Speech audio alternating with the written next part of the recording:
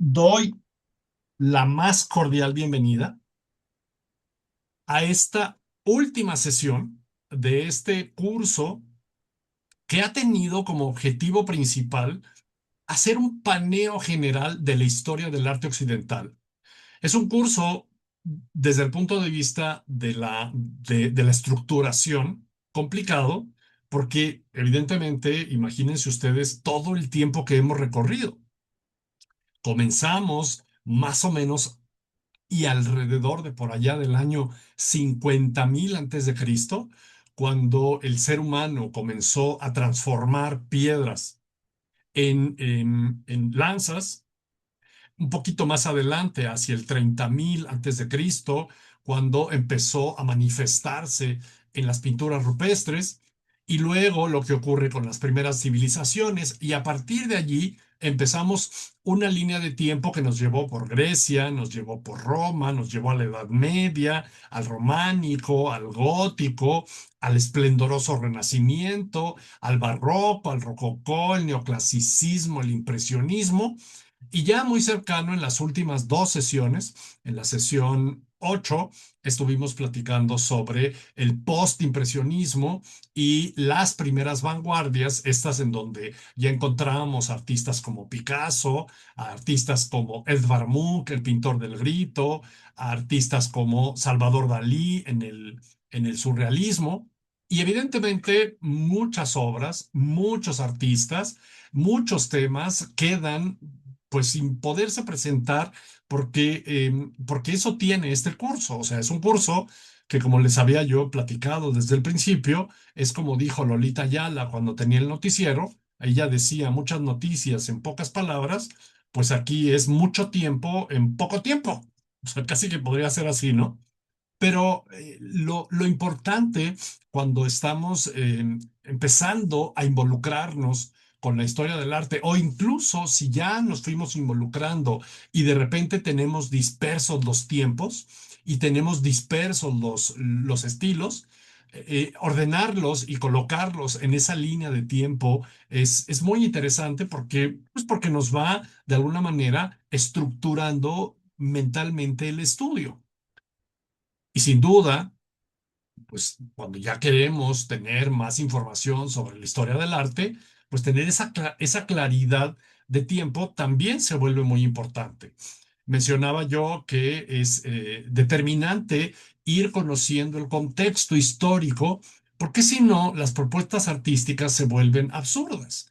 Lo que en su momento, por ejemplo, platicamos con el Dada, o incluso lo que platicamos cuando vimos la obra del Grito de Munch, que en este mundo previo a la Primera Guerra Mundial había una sensación de miedo al progreso. ¿Qué va a pasar en este mundo que está progresando? Y de alguna manera el grito de Munch y la personalidad particular de Munch, el pintor, pues refleja la pintura. Luego lo que ocurre más adelante en el Dada, o sea, cuando vemos una obra y a Marcel Duchamp hacia 1917 se le ocurre voltear un migitorio de cabeza y decir que eso es arte porque lo dice él. Y estos artistas dadaístas, pues decían, es que si el mundo es tan absurdo como para ir a una guerra tan mortífera como está siendo la Primera Guerra Mundial, en ese momento ellos no sabían que habría una peor, pero para los que vivieron en contemporáneo la Primera Guerra Mundial, de hecho le llamaban la Gran Guerra. Y entonces decían, si el mundo es tan absurdo para llegar a este momento de la humanidad tan absurdo, pues el arte también puede absurdo. Y entonces no es que se justifique y que entonces uno diga, ay, qué bonito es así le llamaba Duchamp, qué bonita es la fuente de Duchamp, que es el migitorio volteado al revés, sino que uno entiende en qué espíritu se manifestaron así estos artistas. Luego, cuando llega estos totalitarismos, que ahí sí entramos ya de forma directa a lo que estudiamos en la sesión anterior, cuando llegan los totalitarismos, pues entonces estamos en un planteamiento de, pues de unos estados que buscan manifestarse a través de pues de la propaganda. Y en ese recorrido, déjenme nada más veo si les cambio la presentación. Voy a hacer un ligero cambio, a ver si, es que creo que me equivoqué de diapositiva, pero quito un poquito la presentación y voy a ver si estoy en lo correcto con la que ahora les voy a presentar. Ahora sí, y entonces llegamos a esta última, bueno, la sesión anterior, en donde estábamos hablando sobre lo que ocurre hacia los años 30 del siglo XX, en donde este espíritu de vanguardia que vimos de propuestas como Picasso y el cubismo, o la que ya mencionaba Marcel Duchamp y el Dada, o lo que vimos con Kandinsky y el arte abstracto, o lo que se vio con Salvador Dalí y el surrealismo, llega el señor Hitler y dice, todo eso es arte degenerado. Literalmente así lo llamaba Hitler. Todas estas posturas de vanguardia, así las llamaba Hitler, y cuando él toma su cargo como canciller de Alemania en 1933, se entra en una etapa muy compleja para el mundo occidental que va a culminar en la Segunda Guerra Mundial y que la historia, de alguna forma, ubica ese momento como el final de las vanguardias, un proceso podríamos decir, de impas para este espíritu libre de los artistas y un momento en donde la historia se manifiesta a través de lo que pondera el Estado, por lo que llamamos los totalitarismos o el arte de los totalitarismos. Como les decía, este periodo que va entre 1933 y 1945, años en los que pues se mantuvo esta dominación de los estados totalitarios.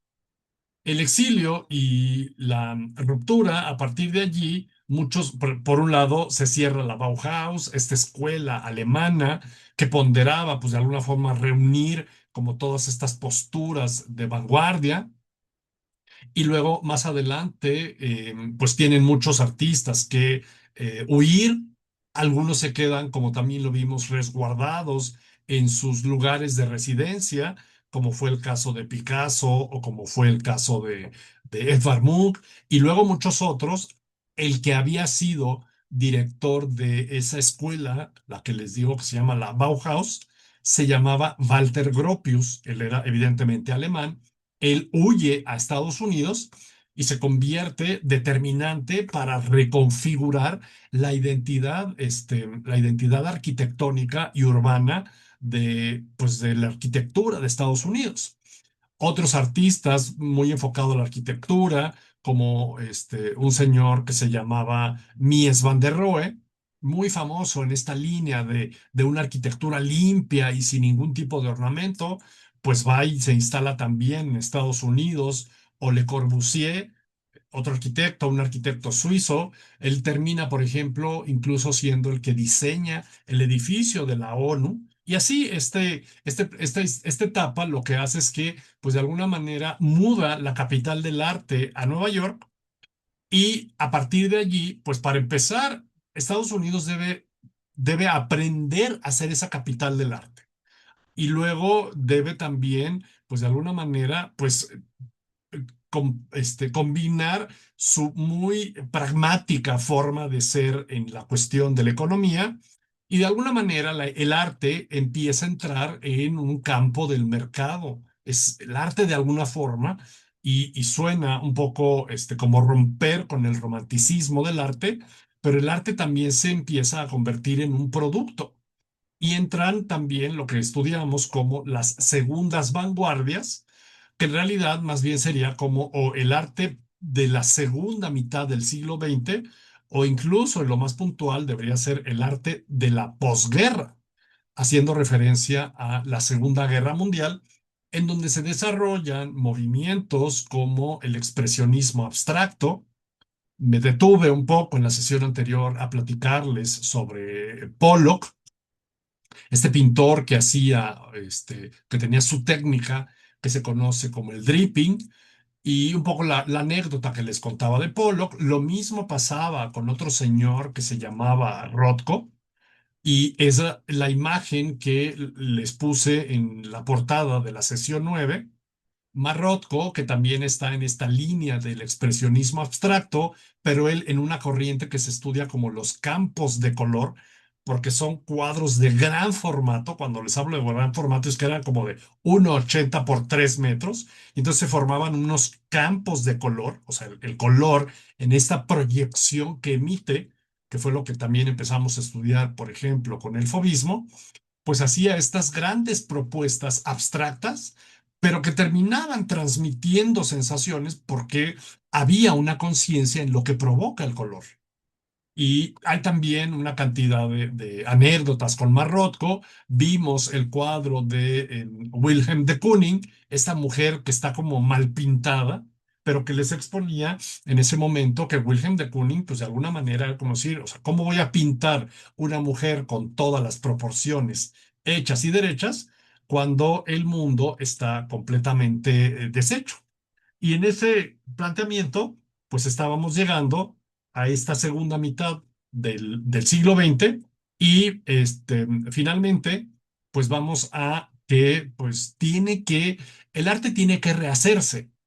Em, Busca varias vías, se diversifican los estilos, las posturas, las propuestas, las técnicas, y entonces se abre un abanico que nos lleva a una multiposibilidad de formas de analizar y de estudiar el arte que suelen llamarse las segundas vanguardias, y nos detuvimos más o menos allá por los años 60. Vamos a entrar entonces a la 10ª sesión. Entramos en un periodo que nos va a llevar aproximadamente desde esos mediados de los años 60 para evolucionar y llegar pues prácticamente a nuestros días con dos conceptos, con dos posturas que en cierta forma están entrelazadas, que parecen ser lo mismo, pero que en realidad son cosas diferentes. Vamos a analizar el arte conceptual y la última etapa de la historia del arte, el arte contemporáneo. Y primero, platicar sobre la forma en la que se va a reconocer el arte conceptual, las manifestaciones conceptuales. Y fíjense cómo, pues de alguna forma, ya no le estoy poniendo al título arte conceptual, sino más bien manifestaciones conceptuales.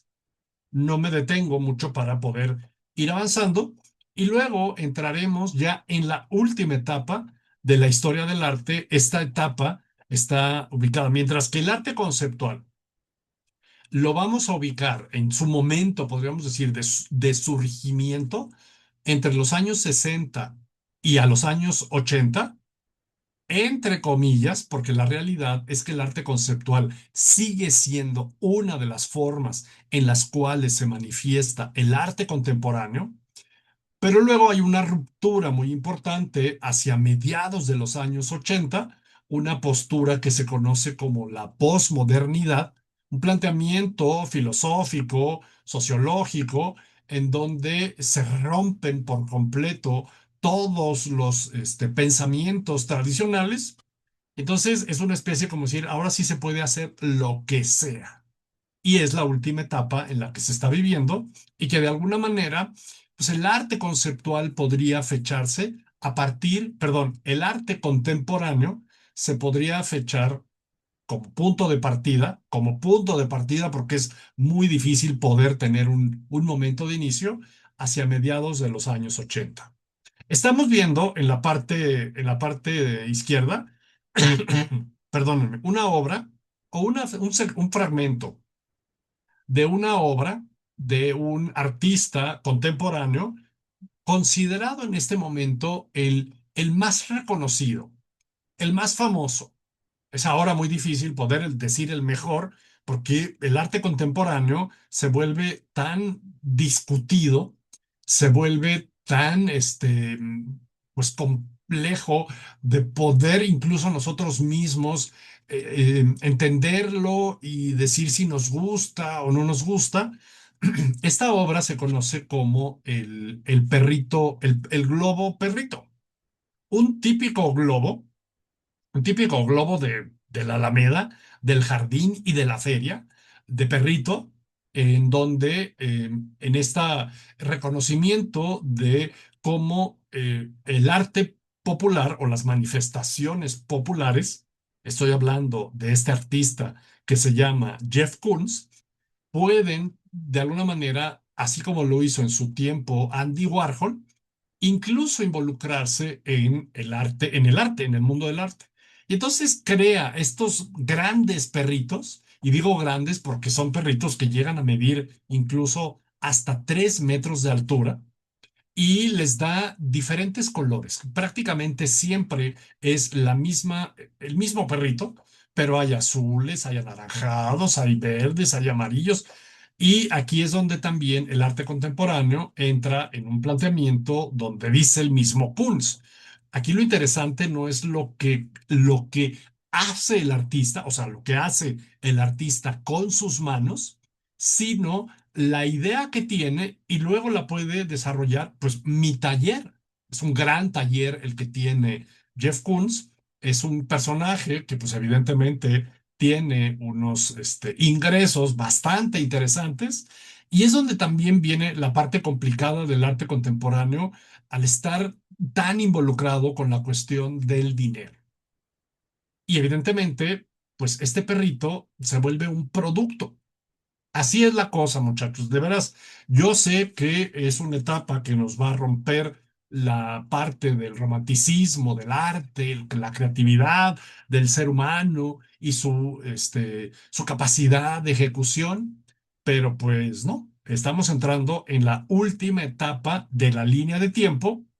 Esta línea de tiempo, que incluso pues ya lo comenté hace un momento, ya no me voy a detener mucho en esta diapositiva, pero que fuimos haciendo el recorrido y que estamos llegando a pues los años comprendidos aproximadamente entre 1960 y hasta nuestros días. En este siglo XXI, en esta ya tercera década del siglo XXI, para entonces ubicarnos en el último cuadro del que también platicamos en la sesión anterior.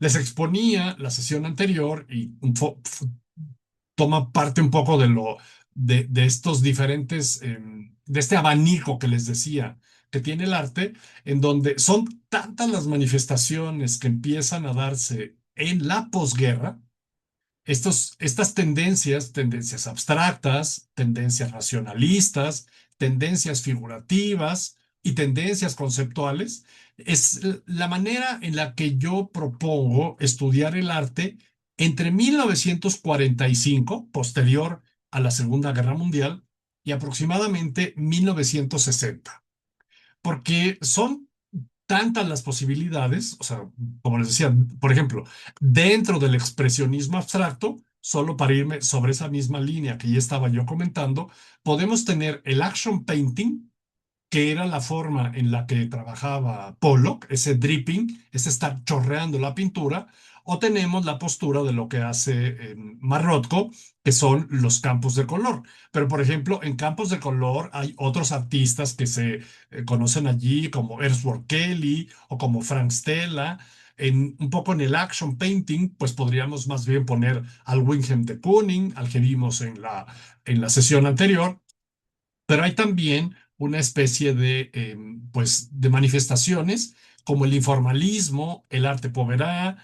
Luego en las tendencias racionalistas, un poco mencionaré del minimalismo. Evidentemente, no podemos entrar a este detalle de cada una de los planteamientos. Esta diapositiva que ven ustedes es un curso de 10 sesiones. Entonces estoy como mencionando el abanico de posibilidades que surge entre 1945 y 1960, y luego con ellos vienen también una serie de artistas. En las tendencias figurativas, aquí lo que ocurre es que vuelve la figura. Si algo ocurre en las tendencias abstractas y las tendencias racionalistas, es que el arte se expresa sin figura. ¿A qué me refiero sin figura? No hay elementos reconocibles, no hay rostros, no hay casas, no hay paisaje, no hay animales. O sea, todo es de forma abstracta en las dos primeras. Y cuando hablamos de estas tendencias figurativas, es que hay una manifestación a partir de que podemos, de alguna manera, reconocer la figura. Pero la figura está completamente distorsionada.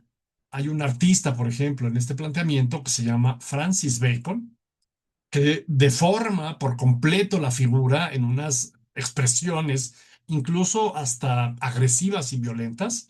Y entran también el pop art, el que desarrolla Andy Warhol con esta Marilyn Monroe, por ejemplo, que tenemos aquí atrás, una obra de Andy Warhol, el nuevo realismo francés, que un poquito comentaré, es muy importante para dar el paso hacia lo que va a ser el arte conceptual y luego llegar a esta última etapa de las tendencias del siglo XX, las tendencias conceptuales. Y allí es en donde vamos a detenernos un poquito porque pues son manifestaciones que se siguen dando hasta el siglo XXI y que de alguna manera cuando como observadores del arte y como gustosos del arte, llegamos a una exposición y de repente no hay objeto. Esa es una de las características que tendrán las tendencias conceptuales. O sea, no hay un objeto que observar. A lo mejor hay muchos objetos, pero los objetos no dicen algo específico. O a lo mejor hay una representación de algo y ahí es donde vienen conceptos o manifestaciones como los happenings, las instalaciones, y es sobre lo que vamos en la sesión de hoy. Primero, em, exponer la diferencia entre el arte conceptual y el arte contemporáneo. La primera diferencia que podríamos notar es cronológica. O sea, el arte conceptual es una de las maneras en las que los artistas posteriores a la Segunda Guerra Mundial se van a manifestar. Y es una corriente o una tendencia que se va a empezar a manifestar a partir de los años 60. Este arte conceptual lo que va a plantear es que la idea es lo importante. Y luego, la otra referencia, en donde les digo que para poder un poco diferenciar el arte conceptual del arte contemporáneo, el arte contemporáneo en cierta forma lo empezamos a ubicar a partir de mediados de los años 80. Pero muchas de sus manifestaciones tienen que ver con el arte conceptual. Por eso expongo que desde los años 60 el arte conceptual colocó la idea por encima del objeto, o sea, de la obra. Ya no vamos a ver una obra, o sea, no vamos a ver una escultura, ya no vamos a ver una pintura, ya no vamos a ver un edificio. Podía ser una instrucción, una acción, un registro o una vivencia.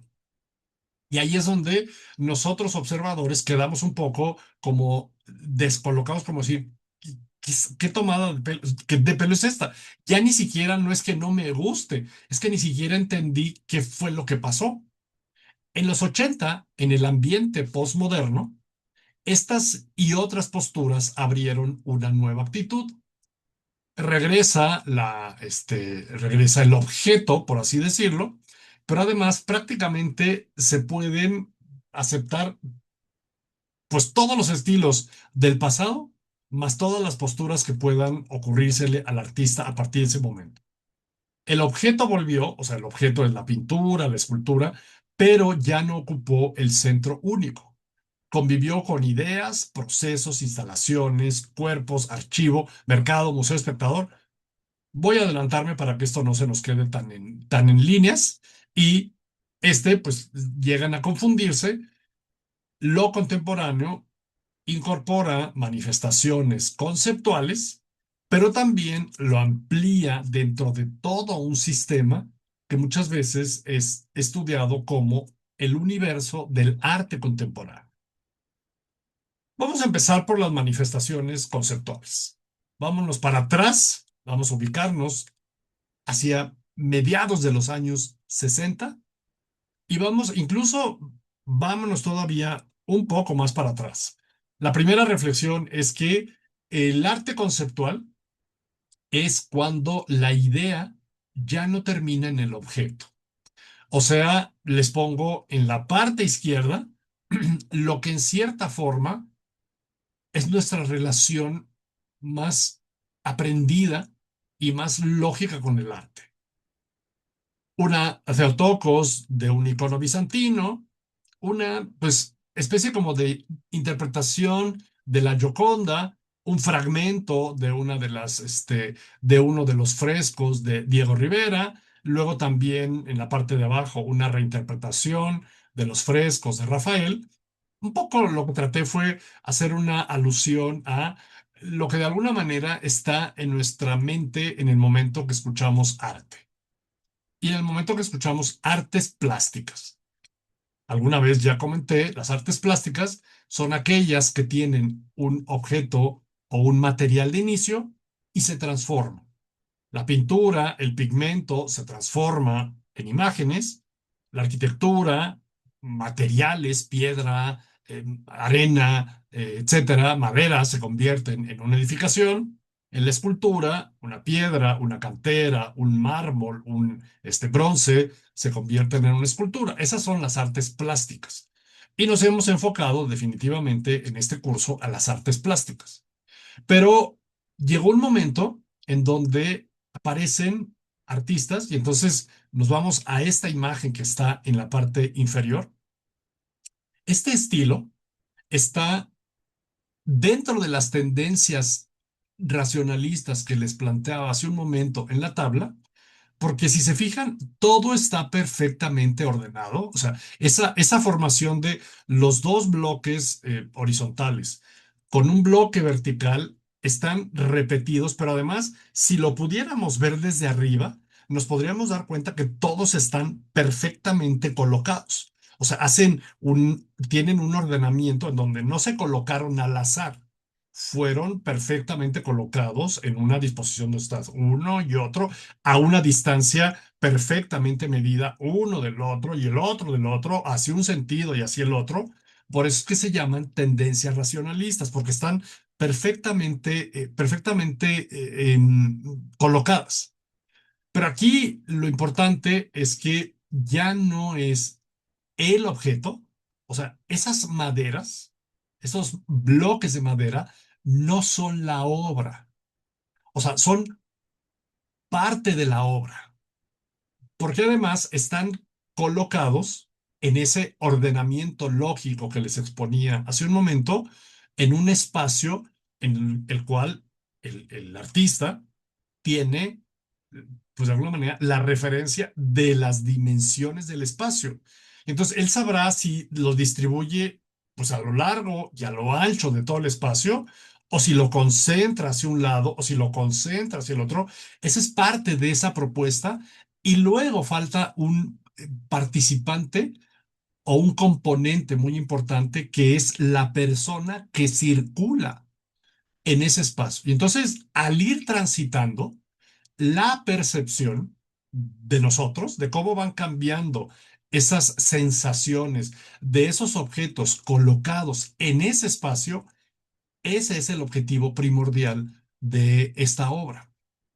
Este movimiento, bajo estos planteamientos y esta, pues, identidad estética, de hecho, esta obra es de un escultor que se conoce como Carl André, uno de los minimalistas más reconocidos de los años 60, ponderan ya dos conceptos que nos van a llevar justo, y perdonen el pleonasmo, o dos planteamientos que nos llevan al arte conceptual.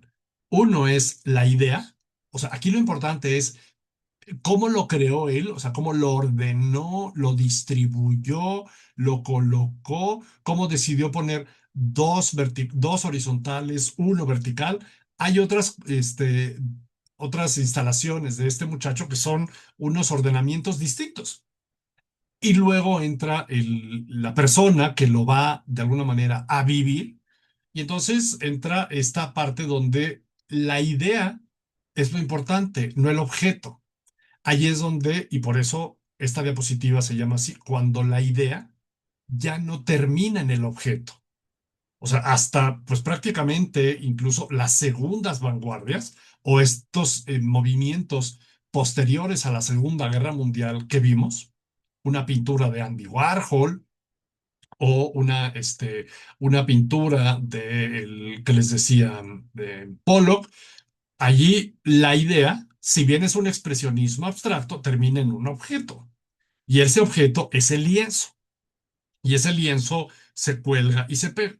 Pero en este caso, o sea, si ustedes llegan a esta posición y no la transitan, entonces no se cumplió el objetivo final de la obra. Y es donde viene la parte compleja para nosotros observadores, pero también reflexiva para nosotros que estamos empezando a querer comprender qué es el arte conceptual. Y transitan en ese espacio, las sensaciones no tienen nombre. O sea, no es que transitan y digan, ay, sentí angustia, sentí libertad, sentí recorrido. O sea, no se pretende que haya un nombre. Por eso, por un lado, son abstractas y por otro lado, son conceptuales. Si bien el minimalismo está ubicada dentro de las tendencias racionalistas de las manifestaciones posteriores a la Segunda Guerra Mundial, ya corresponde a una forma de arte conceptual, porque no hay objeto, hay idea. Y la idea fue, como les digo, a Carl André definir en su mente, en su idea, qué bloques usar, cómo colocarlos, cómo distribuirlos, en qué espacio colocarlos. Y entonces estamos entrando ya en este planteamiento donde lo importante es llevar a cabo la idea, aunque no se convierta en un objeto tangible como estamos acostumbrados a que ese objeto se cumpla. Hay otro antecedente, incluso anterior a este que estamos viendo, porque el minimalismo se desarrolla como movimiento, se conoce como el minimalismo escultórico, se desarrolla más o menos entre los 60 y los 70 del siglo XX. Pero anterior a ello, y este forma parte del nuevo realismo francés en los 50, hubo un artista, que es este muchacho que están viendo aquí en la pantalla. Él se llama Yves Klein.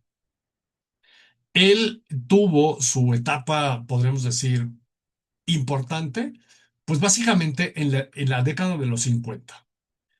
Y hay una serie de obras que se llaman las antropometrías, ahora las vamos a ver, y sus zonas de sensibilidad inmaterial. Sé que suena muy complejo, insisto.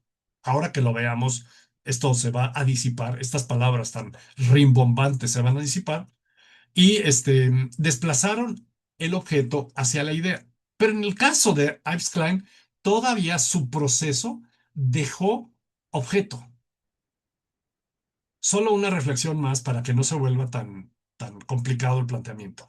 Lo que tiene en su mano, y esto de alguna forma también empieza a involucrarnos en algo muy importante que se da en el arte contemporáneo, que es que el artista empiece a hacer una especie de marca. O sea, cuando hablo de marca, es que eh, ya no es el nombre del artista como tal, sino que hay una intención de una comercialización de su nombre. Lo que ha pasado en marcas como Giorgio Armani, como una persona que alcanza cierto reconocimiento en el mundo de la moda, pues su nombre termina convirtiéndose en una marca y esa marca termina comercializándose. Jeff Koons es uno de los artistas, el que veíamos hace un momento, que más se ha reconocido que ha trabajado en crear una marca, en que independientemente de él como persona que se llame Jeff Koons se ha convertido en una marca. Y este señor, Ives Klein, desarrolla un azul con una serie de combinaciones y con un cierto conocimiento, pues en toda la cuestión de la química, un color exclusivo que patenta y que hoy se conoce como el azul Klein. Es un color que registró y que se vende y se comercializa y tiene ciertos derechos de venta quienes hayan heredado las cuestiones de Ives Klein, porque de hecho se conoce así como el azul Klein. Y entonces todas sus obras, sean tipo esculturas, sean lienzos, sean instalaciones o performance, están siempre utilizando el azul Klein. Y entonces hay esa especie como de empezar a entrar en ese mundo del marketing y del reconocimiento, no solo de la obra, sino del personaje. Se vuelven en cierta forma personajes. Este señor Ives Klein, entre muchas formas y manifestaciones que tiene, porque insisto, tiene esculturas, tiene pinturas, tiene videos de momentos que están sucediendo, los cuales dentro del arte conceptual se van a conocer como performance. Antes de que tuvieran esos nombres, que ahorita vamos a ver, el señor Ives Klein tuvo esta idea de convocar a las personas involucradas en el mundillo del arte parisino y francés a una presentación que se llamó antropometría, así como está en el texto, aquí en la diapositiva. Un evento que se realizó en 1960.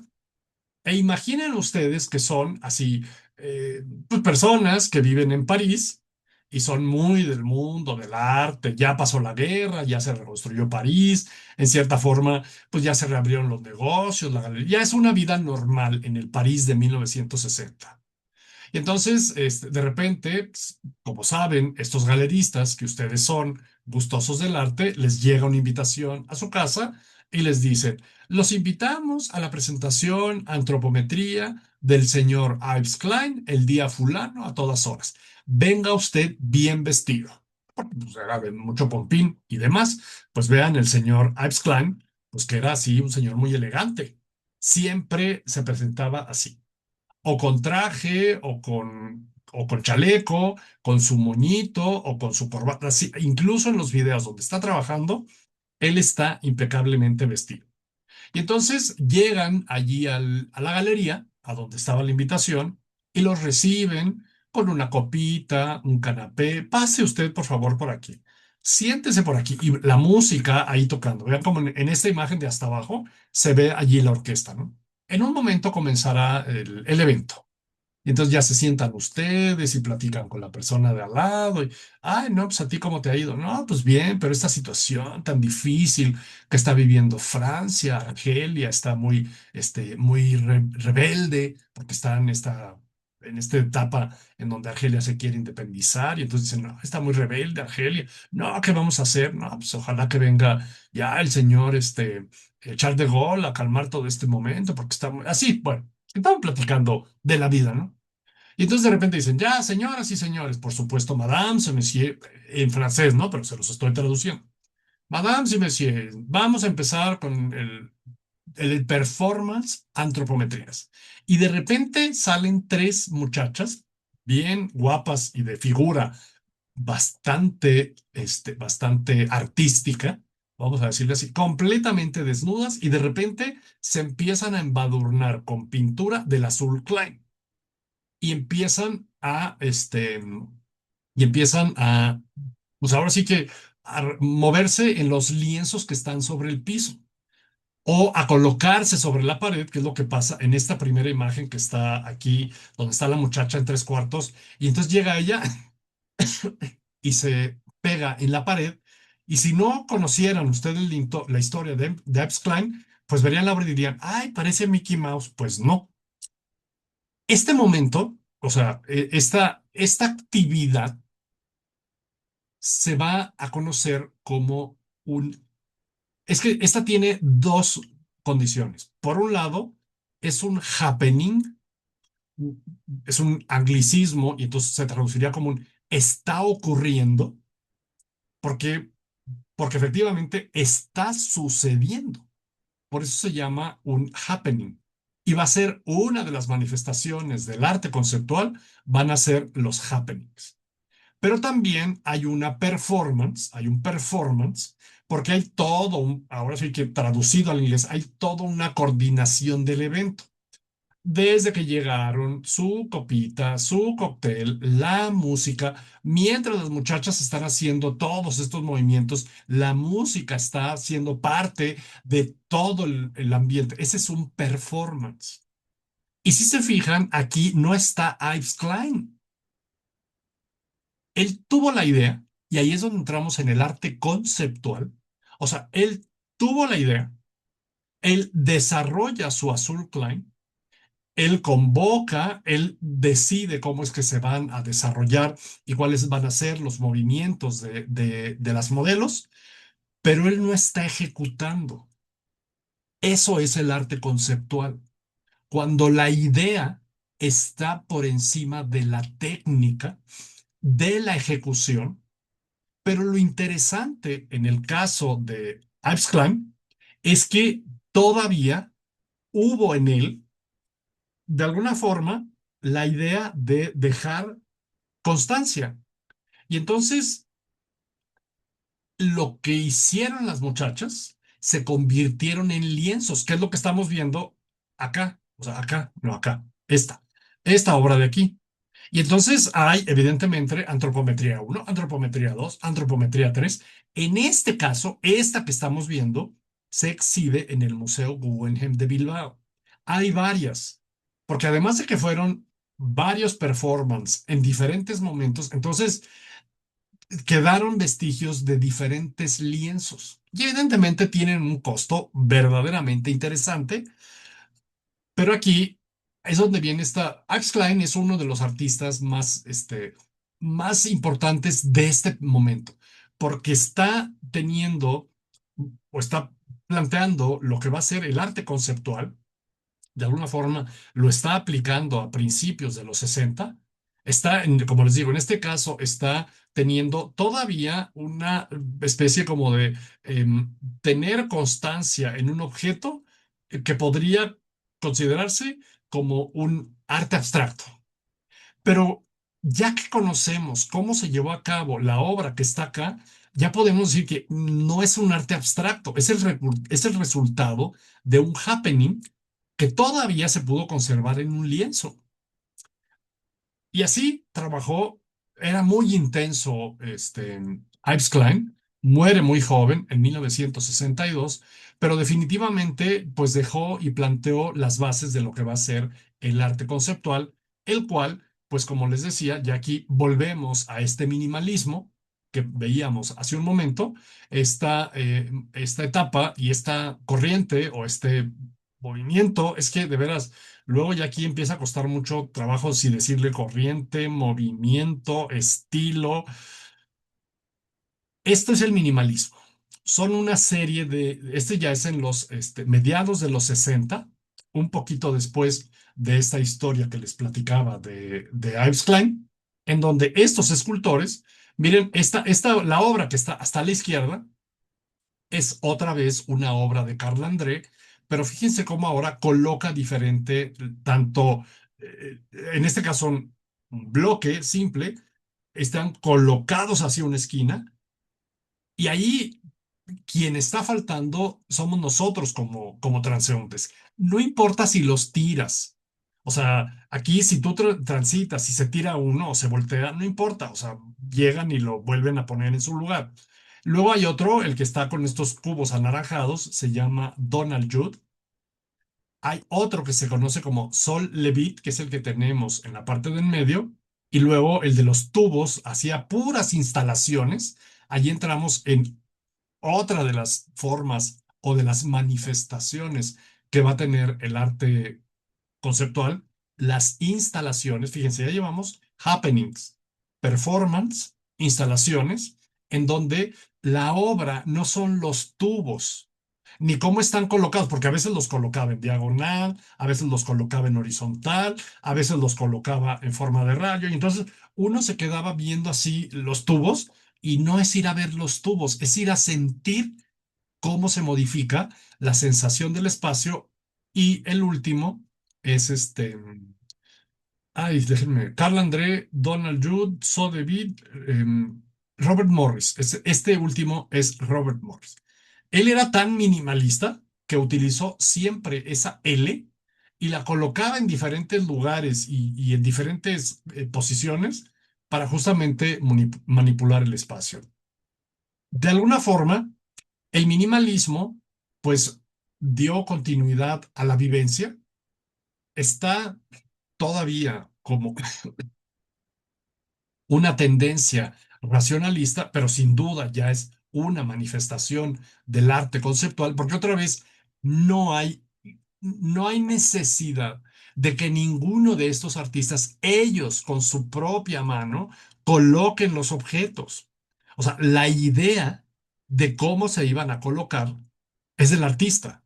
La idea de cómo iban a ser las formas, por ejemplo, la de Robert Morris, esa es la idea del artista. Si llegan cuatro instaladores y tres cargadores y las colocan, Robert Morris desde acá le está diciendo, no, no, así no, así. Porque lo que él tiene es la idea. Eso es el arte conceptual. Y una de las características que en general siempre va a tener el arte conceptual es que el artista, el creador, si quieren llamarle, porque dicen, ay, como el artista. Bueno, vamos a decirle, el artista, así lo reconoce la historia del arte, pero bueno, también podemos decirle, el creador de esto está pensando en nosotros.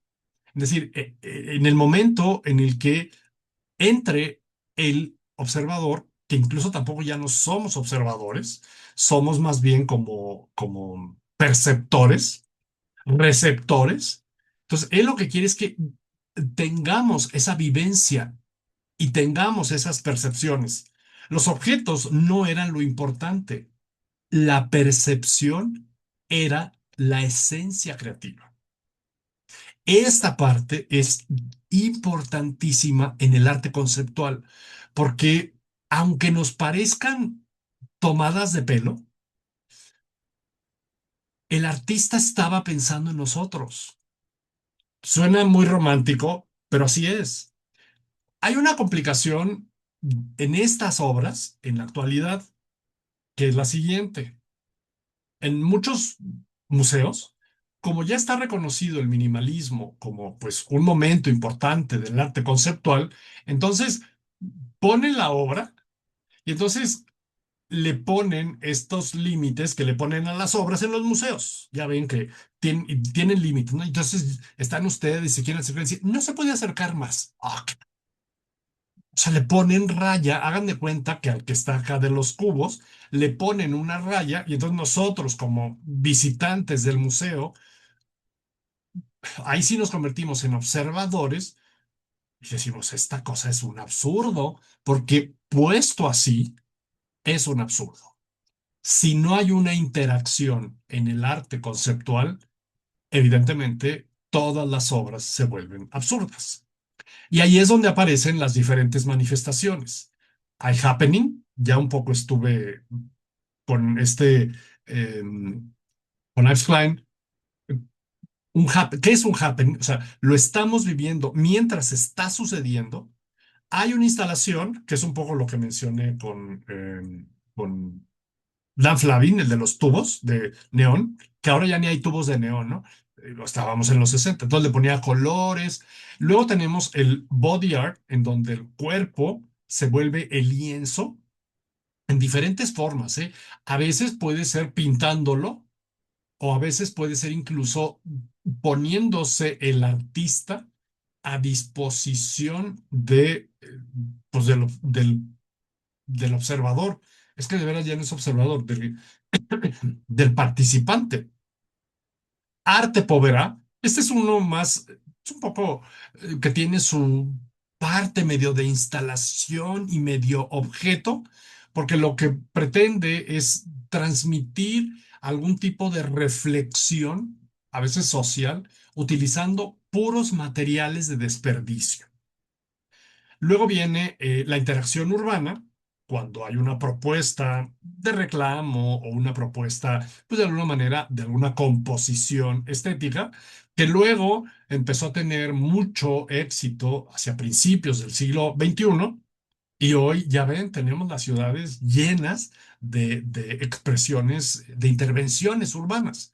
Unas buenas, otras regulares, en exceso, considero yo, fue muy conveniente para los gobiernos de todo el mundo, ¿eh? Porque esto es una cuestión que ocurre en todo el mundo, decirle a la gente, pinten las paredes. Ahora, no es lo mismo el graffiti, que el graffiti son estos rayones y letras que pues, tienen un código que reconocen quienes son los grafiteros a los que trabajan y hacen intervenciones urbanas que tienen una propuesta estética.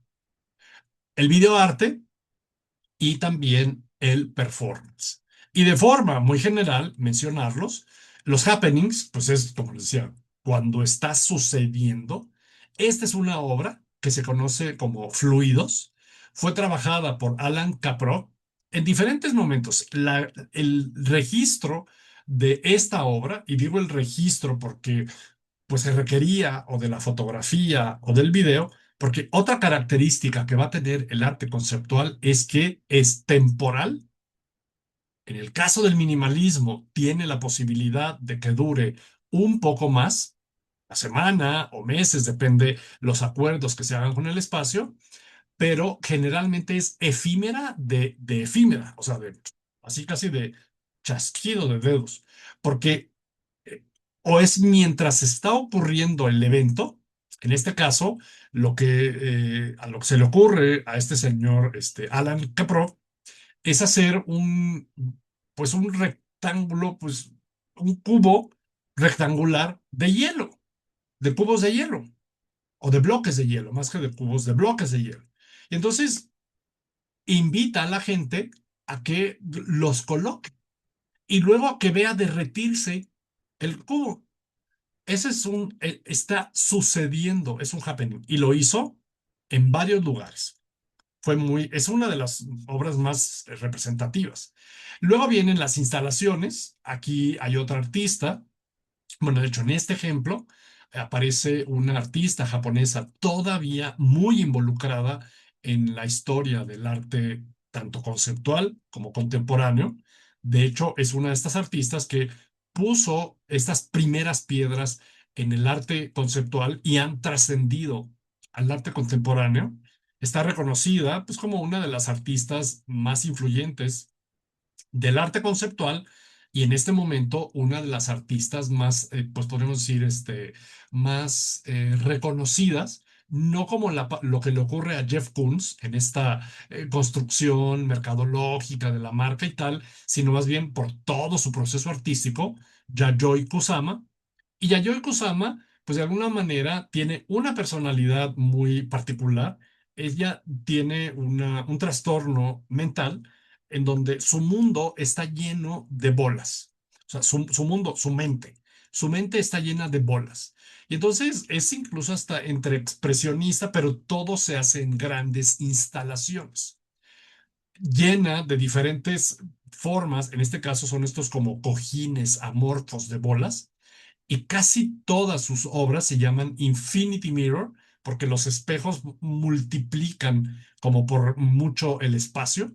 Entonces, como si vivieras en un mundo infinito de bolas rojas, pero a veces las bolas son en bolas, a veces tiene formas de calabaza y entramos allí en una instalación.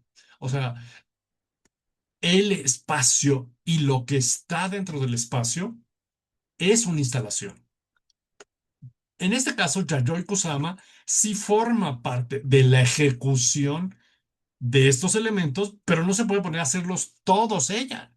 Hay un equipo que le ayuda a coser, a bordar, a rellenar, a poner los espejos, y es la otra característica, perdón, que tendrá el arte conceptual. Están posteriormente el body art, como les decía, en donde el cuerpo, o sea, puede ser un lienzo y entonces lo pintan, o lo que ocurre con esta obra de esta artista, también muy reconocida, tanto dentro del inicio del arte conceptual y ahora dentro del arte contemporáneo, es otra de las artistas ya eh, muy posicionadas. Déjenme encontrar una palabra correcta, o sea, que han llevado una trayectoria desde los años, en este caso, por ejemplo, 70, y que a lo largo de su historia artística han conservado esta serie de posturas. Y entonces, en este caso, no se excluyen, o sea, pueden ser instalaciones y performance, happening y performance, como ocurrió con lo que veíamos de Yves Klein. En este caso, casi siempre las posturas, los planteamientos de Marina Abramovich, ella está expuesta. O sea, ella está presente. O sea, ella es parte de la obra. Y en este caso es un body art porque colocó, creo que son como 50 objetos diferentes que se alcanzan a ver en esta mesa que está aquí en el circulito.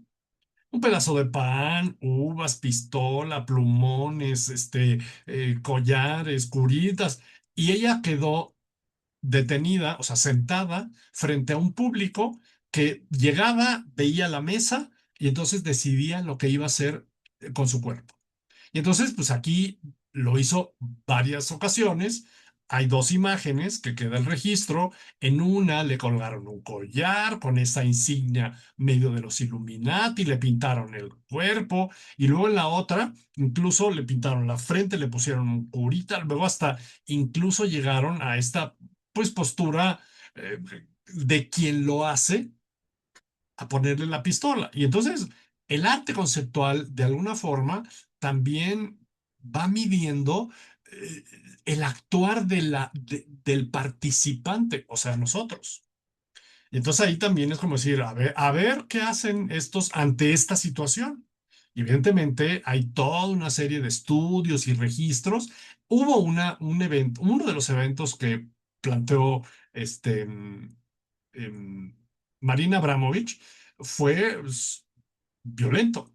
Este, y tuvo ya que retirarse porque en principio ella no puede actuar, si no, eso no.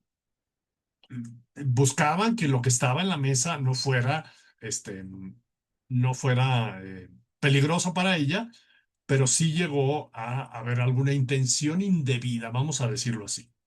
Luego está el land art, en donde el creativo transforma la naturaleza. Esta es una de las obras más icónicas en el land art. Lo traducimos como arte de la naturaleza, porque modifican la naturaleza, entonces hacen esta especie como de muelle en espiral. Este es muy costoso. Definitivamente debe haber una especie incluso pues, de apoyo de algún inversionista para que luego a través de la exposición de las fotografías pues se pueda dejar vestigio de cómo se modificó y cómo se hizo esta transformación de este arte de la naturaleza. El arte povera, como les decía, es utilizar materiales pues prácticamente sacados de la basura, arte del desperdicio, y hay una especie como de reclamo. En este caso, la obra, fíjense, y era esta reflexión que se hacía, cómo empieza a ver en el arte conceptual una confrontación, pero a veces el artista tiene una postura de reclamo, o sea, hay hay una ideología en el artista y quiere de alguna manera plantearla en la obra que hace. Me explico. Esta obra, que se llama Iglú, insisto, está hecha con puros materiales de desperdicio. Ese alambre y luego esa especie como de ganchos de la ropa, y acá utilizó como una especie de papel lo hizo como papel maché, y entonces hizo el iglú, y lo que trataba de exponer era cómo este exceso de basura, cuando hace Mario Merz esta obra, estaba afectando al Polo Norte. Imagínense, desde finales de los 60. Y ahí es donde también hay una postura, a veces hay un reclamo social, a veces hay un reclamo político, a veces hay una postura ideológica por parte del artista que lo está expresando, y aquí nos lleva a otra cuestión que es importante y necesaria. O sea, cuando ya nos vamos a enfrentar al arte conceptual, el que va a ir a ver la obra debe tener cierta idea de lo que va a ir a ver, cierto conocimiento del artista que va a conocer. Si el visitante va en blanco, y se enfrenta ante esta obra y entonces no le entiende nada.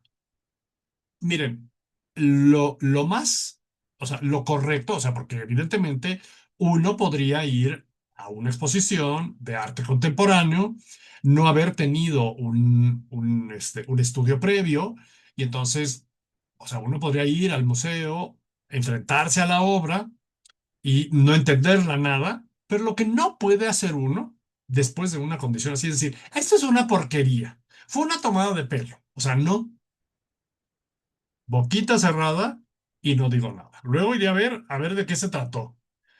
O antes lo estudio y veo y entonces sé a lo que me voy a enfrentar. Pero enfrentarte a una obra conceptual y contemporánea, no conocer la propuesta y la postura del artista y emitir un juicio de valor sin conocimiento, eso no se permite. Digo, en un deber ser de lo que se está haciendo. Ahora, que la propuesta artística tenga un valor estético, que pueda no tener ninguna aportación visual y estética, es muy posible, pero ¿en dónde estaba parado el artista? Y ahí sí, depende del que conoce la obra. La intervención urbana, como les decía, en este caso, este señor, Banksy, es un personaje, este sí es un personaje, nadie lo conoce, se le conoce un poco como el justiciero de la sociedad, en donde a partir de de esta especie pues como de grafitis o como de intervención urbana en los muros, con una técnica muy al estilo Banksy, porque lo hace a través de recortar las figuras en cartón, las diferentes figuras que se van a plasmar, y luego con spray las deja plasmadas, porque además en un principio, cuando empezó Banksy, tenían que ser rápidas, nocturnas, y de repente, cuando amanecía, ya estaba la obra. La niña con el globo, es una de las más famosas. Es como es muy reflexivo Banksy, es muy crítico de la cultura contemporánea y entonces plantea la inocencia de la niña y cómo en cualquier momento el afecto puede irse y no puede regresar. Es interesante lo que hace Banksy. Lo que pasa es que en los últimos años se ha empezado ya a cuestionar mucho el cómo Banksy también se ha metido a la parte del mercado de consumo.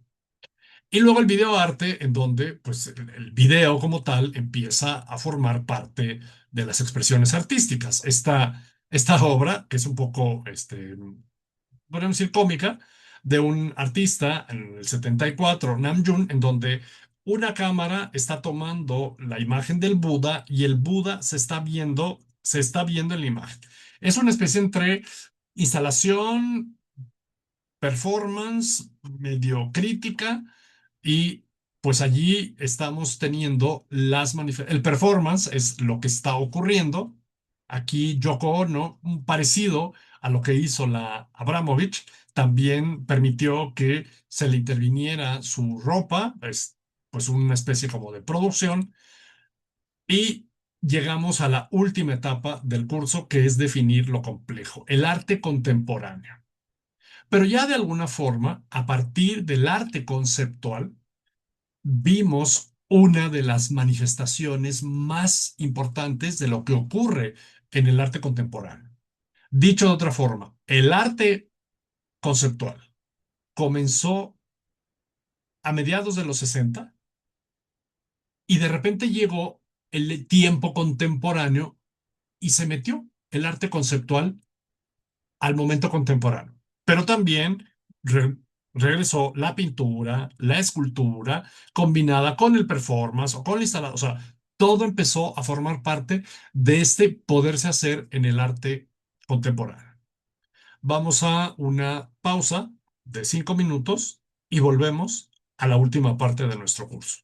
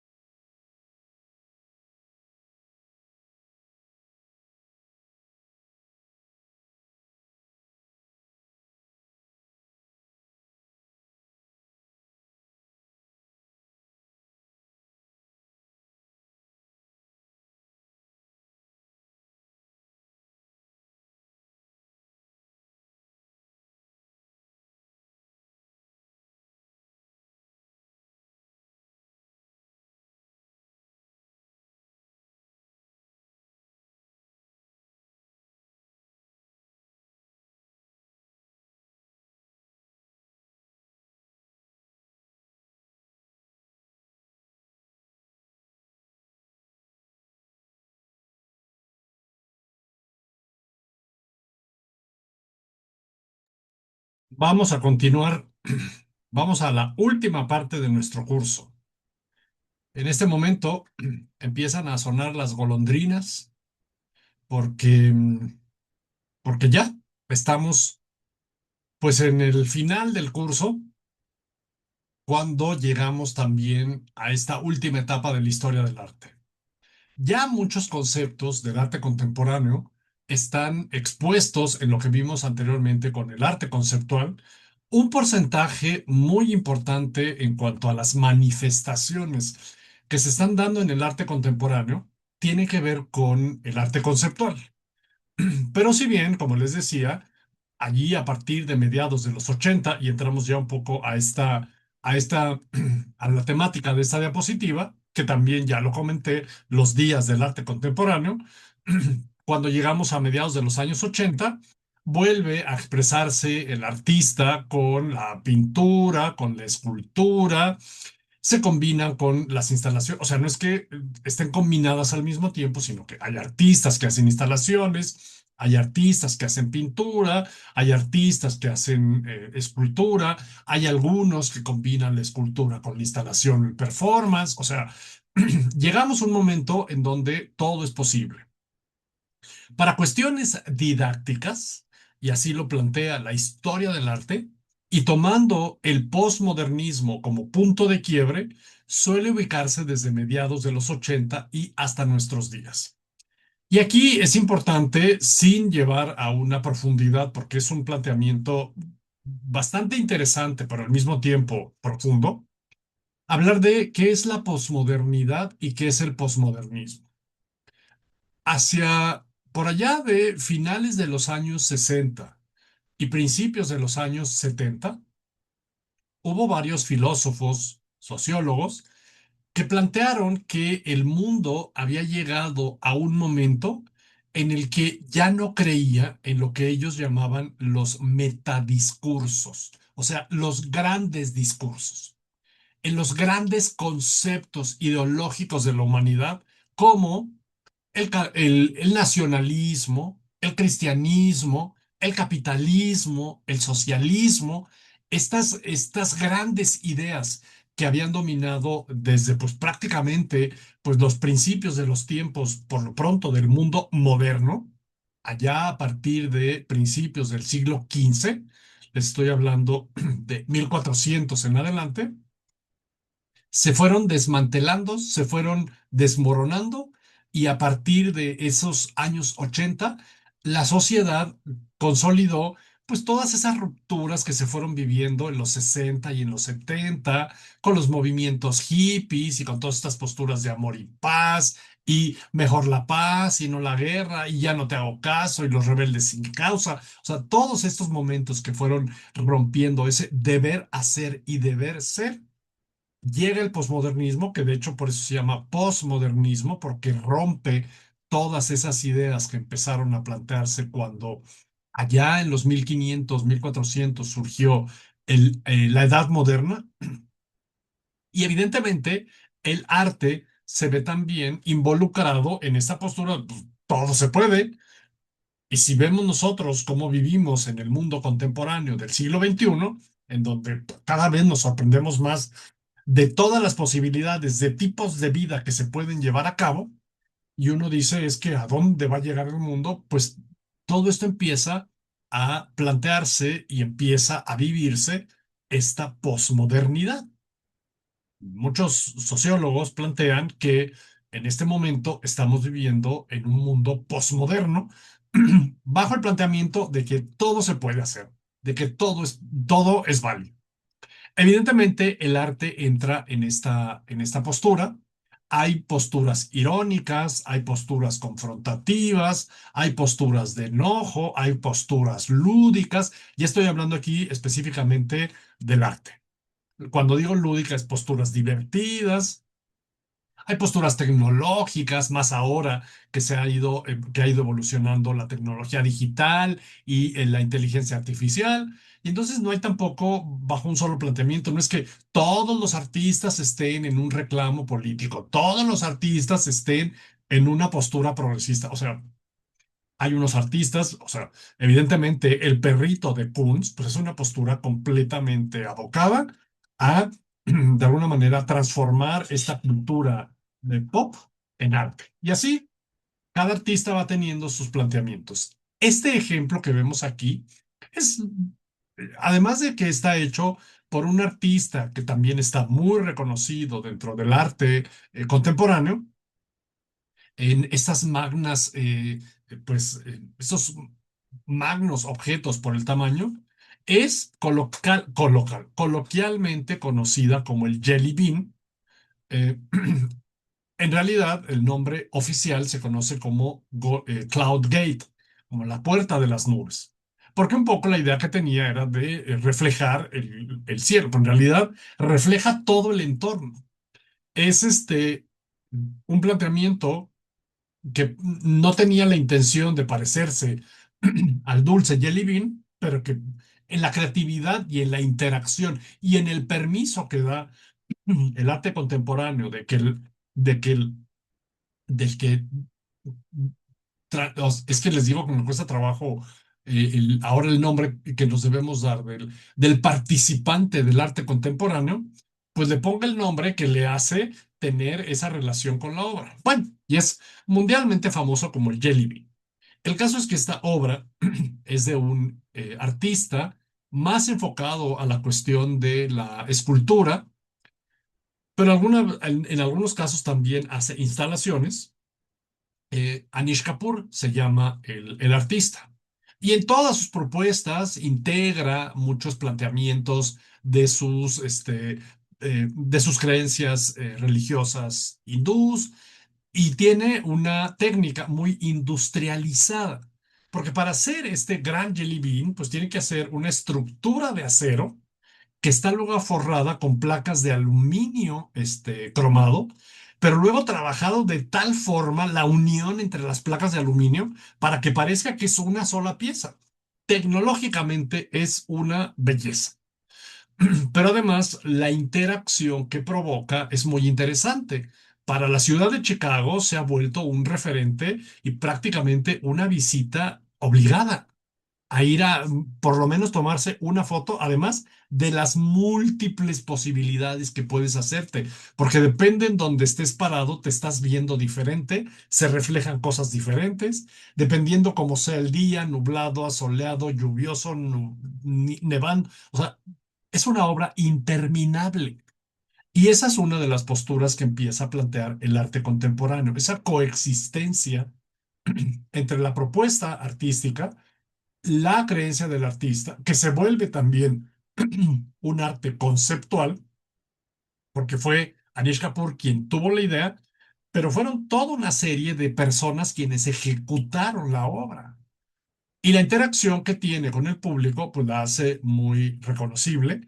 Y empezamos allí a tener esa serie de personajes que le llamo yo esos agentes que están involucrados en el arte contemporáneo. Entramos con el artista, la obra. En este caso fueron las instituciones de la ciudad de Chicago las que le requirieron ejecutar esta obra. Y entonces entra otro personaje que es la ciudad. Y luego, ¿quiénes la ejecutaron? Y luego, ¿quiénes la vivimos? Y se vuelve un elemento podríamos decir, como atractivo turístico, que entonces está entre obra y atractivo turístico. Y entramos en esa serie pues, de personajes, agentes que empiezan a involucrar el arte contemporáneo.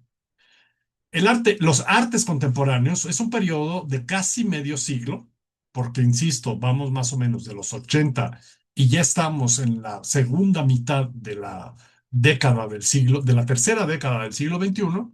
Se ha pasado de instalaciones, happenings, performance de finales del siglo XX hacia nuevas formas de neofiguración, o sea, vuelve la imagen, a eso me refiero con la neofiguración, no está mostrada en esta imagen va más a una instalación, pero es una obra de Ernesto Neto realizada en 2010.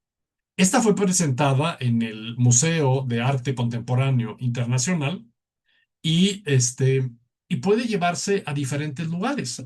Ahí aparece otro participante u otro agente de este universo, los museos.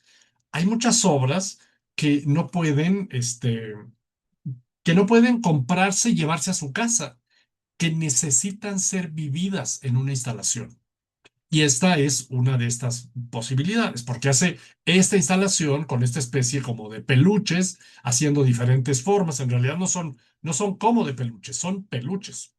Les hace diferentes formas y entonces es la interacción que nosotros tenemos con la obra. em, la diversidad de lenguajes, materiales, tecnologías han hecho que el arte actual se multiplique y sea difícil de encasillar en lo que vemos en el arte contemporáneo.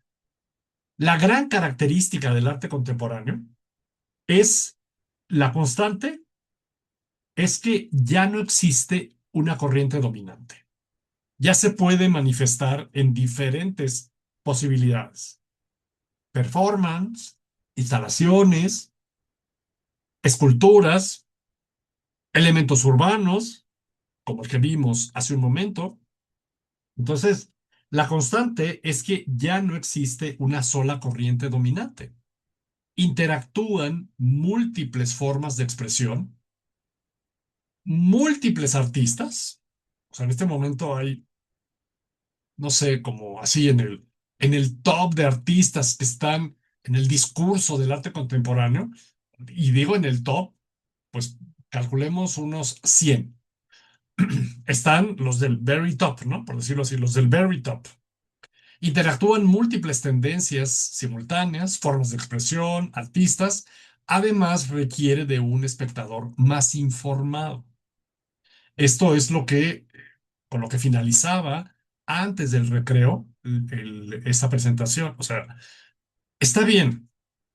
O sea, a ver, porque alguien luego me podría decir, ay, es que entonces estás diciendo que si no está informada la persona, no puede entrar al museo. Entonces estarías limitando el acceso. Está bien, ok. Todas las personas pueden entrar a donde quieran, dijo. Por eso es libertad, ¿no?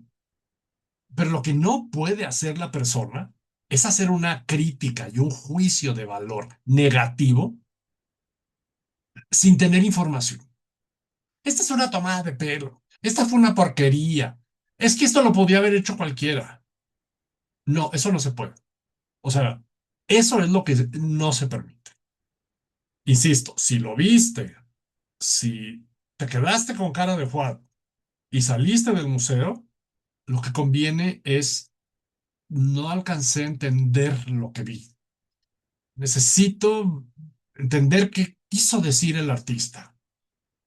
Veré hacia dónde va la corriente de este artista. O sea, se requiere un espectador más informado para poder emitir un juicio de valor. Es facilísimo emitir juicios de valor sin analizar lo que hay detrás.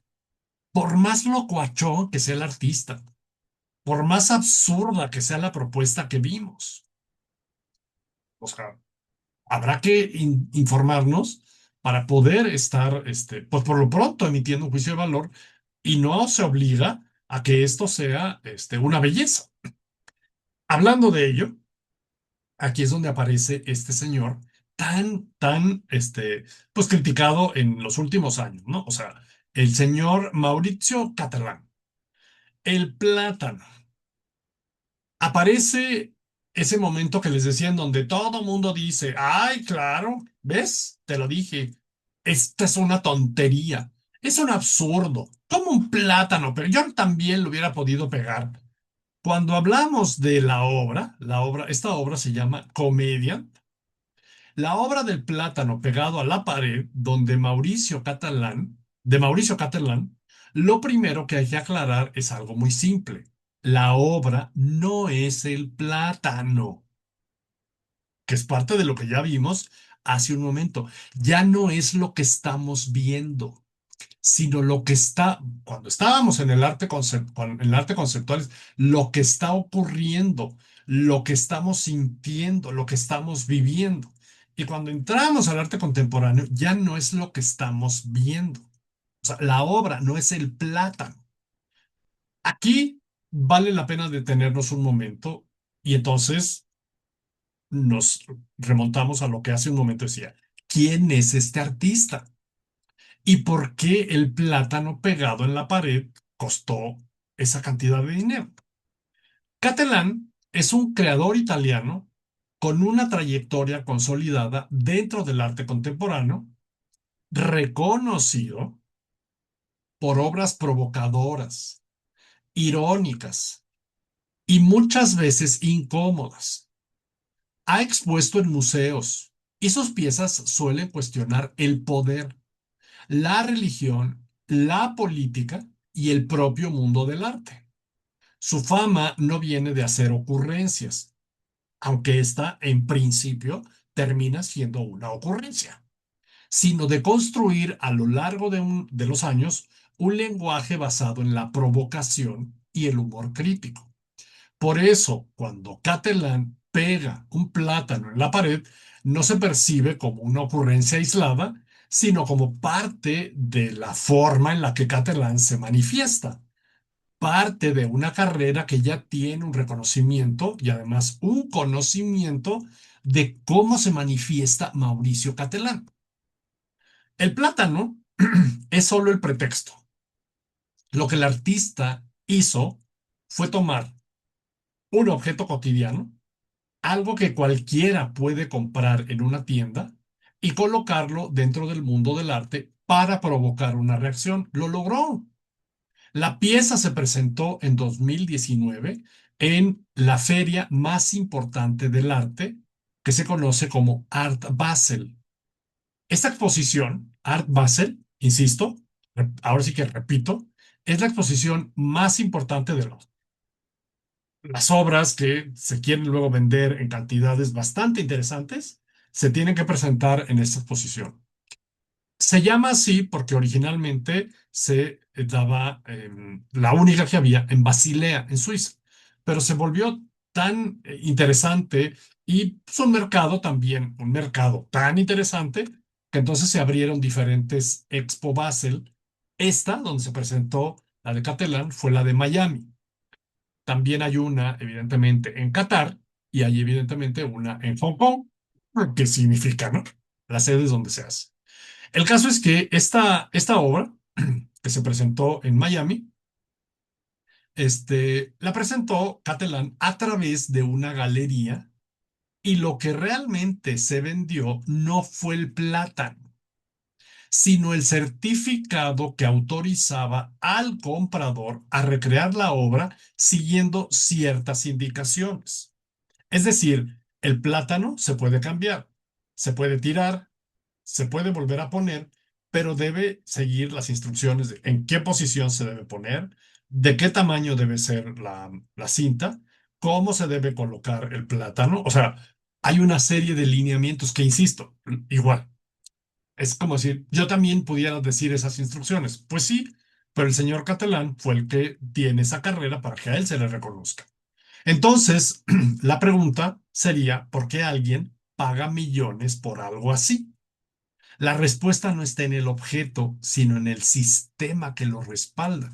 Y ahí es donde entramos en ese universo del cual les hablaba yo del arte contemporáneo. O sea, en esta historia a la cual entramos es la del arte contemporáneo, en donde ya no es solo la obra, es el artista que fue trabajando y que fue consolidando una reputación en la forma en la cual se manifestaba, fuera a través de cuestiones absurdas, irónicas, críticas, pero fue teniendo ese reconocimiento que primero los museos, las bienales, las exposiciones, las galerías, los compradores le fueron posicionando en tal condición para que a la hora que aparece la obra no se esté comprando el plátano, se está comprando la obra de un artista.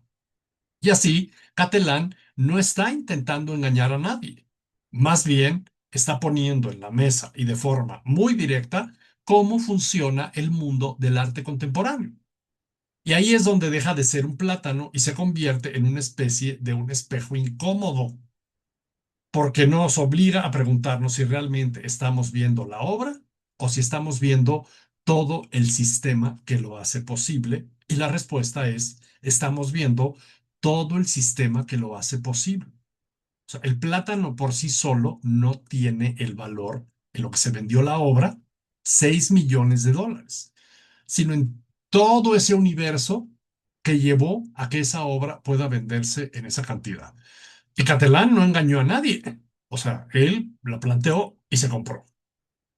Ahí es donde aparece este universo que les digo. El rasgo característico del arte contemporáneo es su interdependencia.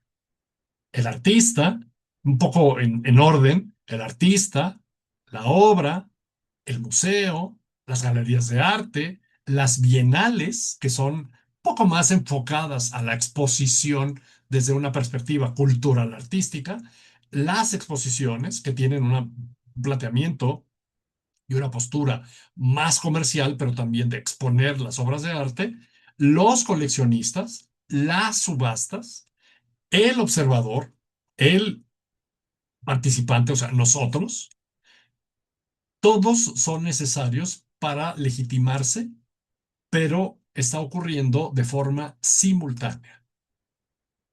El arte contemporáneo en realidad es un universo de entes que están todos interactuando al mismo tiempo. Y les pongo aquí una imagen, una escultura del mismo Anish Kapoor, que ya les exponía hace un momento, pero están teniendo como fondo el Museo Guggenheim de Bilbao. Es sin duda el momento en donde este universo del cual forma parte el arte contemporáneo tiene su momento esplendoroso, porque el museo, como edificación, se convierte en parte de ese universo. Antes del Museo Guggenheim de Bilbao, no nos interesaba ir al Louvre por el museo, sino por lo que estaba dentro del museo. No nos interesaba ir al Museo de Arte Moderno por el museo, sino por lo que está dentro del museo. No nos interesaba ir al Museo de Antropología por el museo, que miren que sí, porque de por sí, o sea, el Museo de Antropología es arquitectónicamente una cosa espectacular, pero nuestra conciencia no nos lleva al Museo de Antropología para ir al museo. El Museo Guggenheim nos lleva a Guggenheim porque queremos ir a ver el museo. No nos interesa la obra que hay adentro. Y esto empieza también a formar parte de ese universo del arte contemporáneo, algo que no se había involucrado hasta que llegamos a este momento del arte contemporáneo. Y también la multiposibilidad de artistas que pueden aparecer. Les presento simplemente nombres de los artistas que en este momento están pues en la cima, in the top of the world. Son como la cima de los artistas.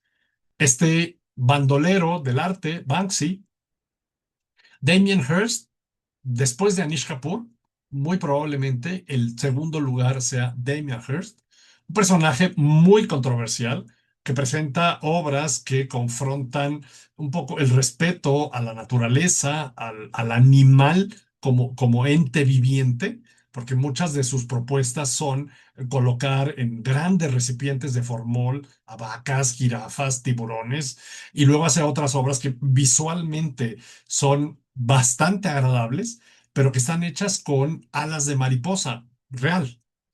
Esta, este cráneo que está aquí es un cráneo real, muy probablemente de un niño, porque es chico, y está lleno de piedras preciosas. O sea, literalmente o sea, tiene un gran valor por sí solo, por la cantidad de piedras que tiene, pero además porque sigue teniendo esta postura siempre Anishka de este Damien Hirst de confrontarnos con la muerte. Takashi Muramaki, en estas flores sonrientes y en este mundo pop que verdaderamente ha tenido un éxito bastante importante, Gerald Richter. muy al estilo del artista que quiere seguir planteando el arte como manifestación de su tiempo. Es un artista, evidentemente, de arte abstracto, que trata con las obras de hacer reflexionar sobre todavía los resultados de la Segunda Guerra Mundial, lo mismo que ocurre con Ansel Kiev. Están muy en la misma línea. David Hockney, que justo acaba de fallecer ayer, también en este mundo pop, pero de la vida, no tanto de los objetos, sino de la vida. Ai Weiwei, un artista que hace muchas instalaciones, este, chino, y todas sus instalaciones están enfocadas a criticar el modelo político y social de la China contemporánea. Él fue primero encarcelado en China por hacer crítica del gobierno dentro de China, pudo salir de de la cárcel, vive ya en el exilio. Yayoi Kusama, esta artista que les digo que también está muy reconocida por sus mundos llenos de bolas, a ella siempre la van a ver con bolas, siempre. Y Jeff Koons, pues el creador no solo del perrito, tiene el perrito, tiene la bailarina, tiene las flores. Es muy reconocible también su propuesta artística. Y solo por mencionarles a 9 de estos artistas, de los muchos que están, pero con ellos de alguna manera les menciono los que están en este momento, así como en el top de la lista de artistas. La etapa que se da a partir de los años 80 es el regreso fuerte de la pintura, que se combina, como lo pongo en la imagen de aquí, que se combina todavía con los performances, las instalaciones y todo lo que ocurrió en la década de los 60 y los 70. Se habla de un neoexpresionismo, porque la pintura vuelve nuevamente a intentar transmitir lo que el artista está sintiendo. Suele también conocerse como una transvanguardia, y la escultura monumental postmoderna, como lo veíamos en el caso de Anish Kapoor, por ejemplo.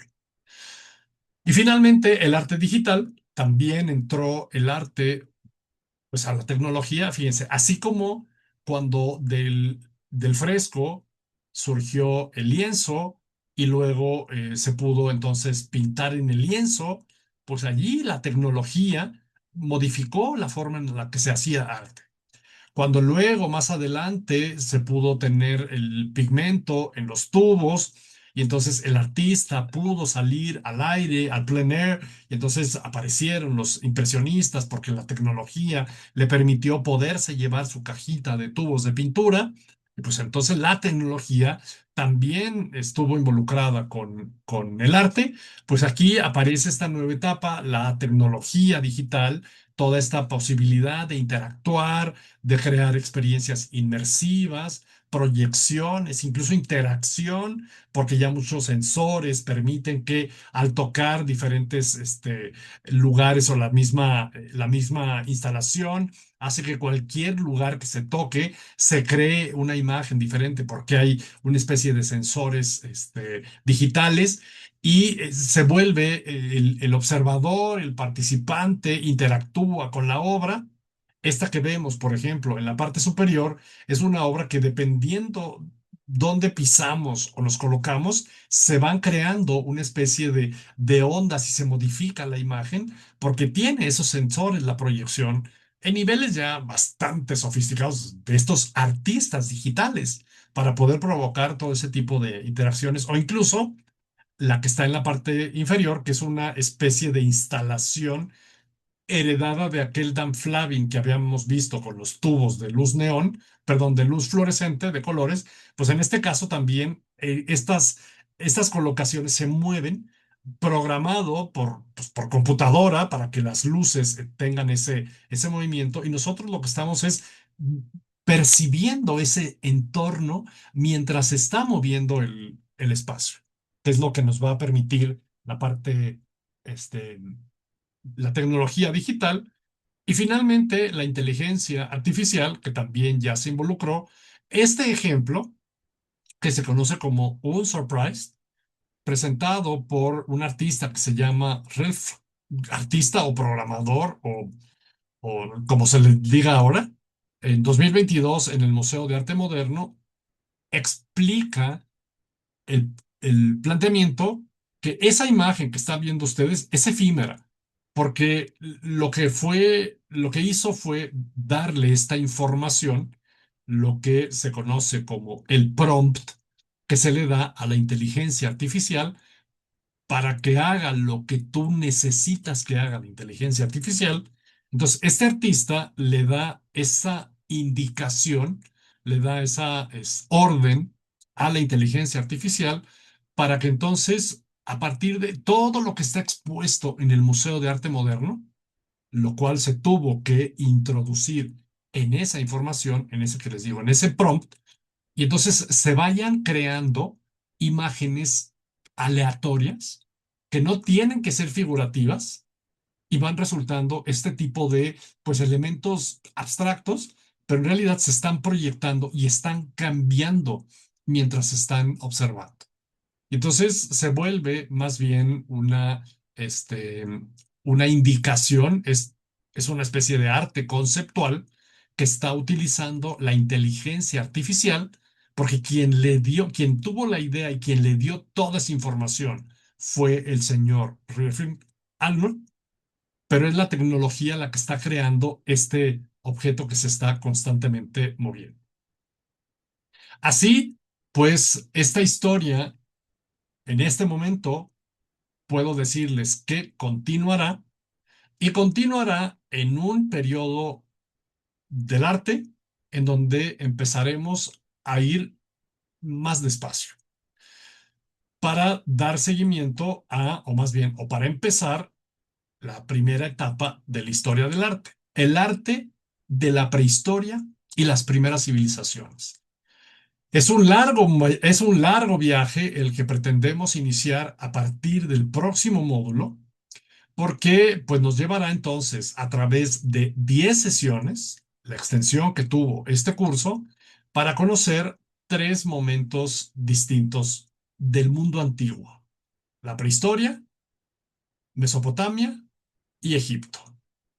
Esa es la siguiente etapa de la historia y es lo que vendrá próximamente, a reserva de que se les indique la fecha de inicio.